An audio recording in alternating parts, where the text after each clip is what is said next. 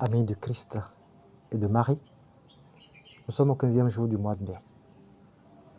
Aujourd'hui, nous posons notre regard sur l'Esprit Saint en vue de la Pentecôte, en faisant une pause avec Jésus et Marie, et soulignant ainsi que c'est dans l'Esprit Saint que Jésus a pris chair de Marie.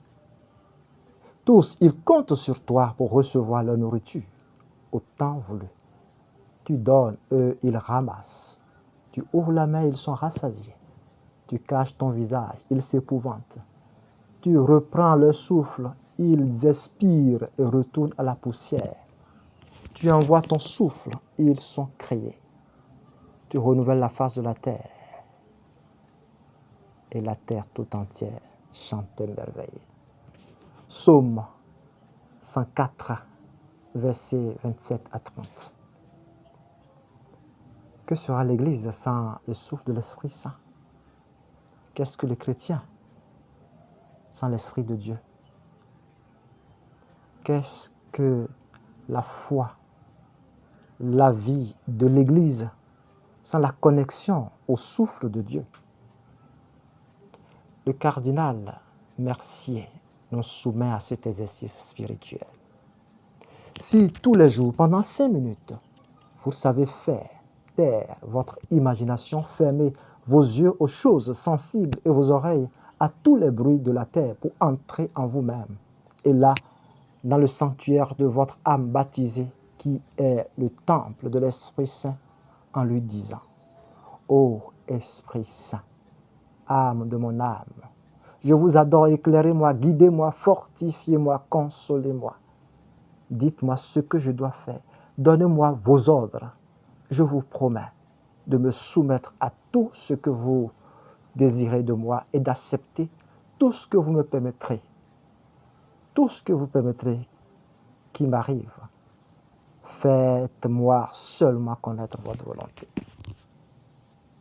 Si vous faites cela, dit le cardinal, votre vie se coulera heureuse, sereine, consolée, même au milieu des peines, car la grâce sera proportionnée à l'épreuve, vous donnant la force de la porter, et vous arriverez à la porte du paradis chargé de mérite. Mais à quoi ressemble l'Église, le peuple de Dieu, les chrétiens, sans le souffle du Saint-Esprit? Ils retournent au chaos primitif. Un évêque d'Orient, cité par le cardinal Raniero Cantalamessa, dans son livre « Viens, Esprit Créateur », donne la réponse à notre inquiétude. Sans l'Esprit Saint, Dieu est loin, le Christ reste dans le passé. L'Évangile est une lettre morte. L'Église est une simple organisation. L'autorité est une domination. La mission est une propagande. Le culte est une évocation. L'agir chrétien est morale chrétienne. Mais avec l'Esprit Saint, le cosmos soulevé gémit dans l'enfantement du royaume. Le Christ ressuscité est là. L'Évangile est une puissance de vie. L'autorité est un service libérateur.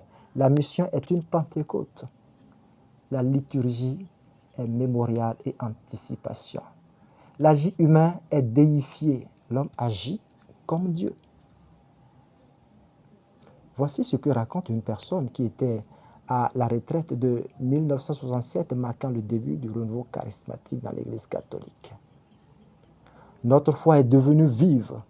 Notre croyance est devenue une sorte de connaissance. À l'improviste, le surnaturel est devenu plus réel que le naturel. Jésus est devenu une personne vivante pour nous. Lorsqu'on lit le Nouveau Testament, c'est comme si maintenant toute parole, toute ligne était vraie. La prière, les sacrements sont vraiment devenus notre pain quotidien et non plus de pieuses pratiques. Un amour pour les Écritures que je n'aurais jamais cru possible. Une transformation de nos relations avec les autres. Un besoin et une force de témoigner au-delà de toute attente. Tout cela fait maintenant partie de notre vie. L'expérience initiale du baptême dans l'Esprit ne nous a pas donné une émotion extérieure particulière, mais notre vie s'est remplie de calme, de confiance et de paix. Nous avons chanté le Veni Creator Spiritus avant chaque rencontre en prenant au sérieux ce que nous disons. Et nous n'avons pas été déçus. Nous avons été inondés de charisme et tout cela nous a mis dans une parfaite atmosphère œcuménique.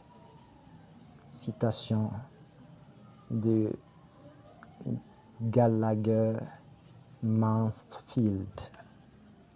Ave Maria et bon préparatif pour la Pentecôte.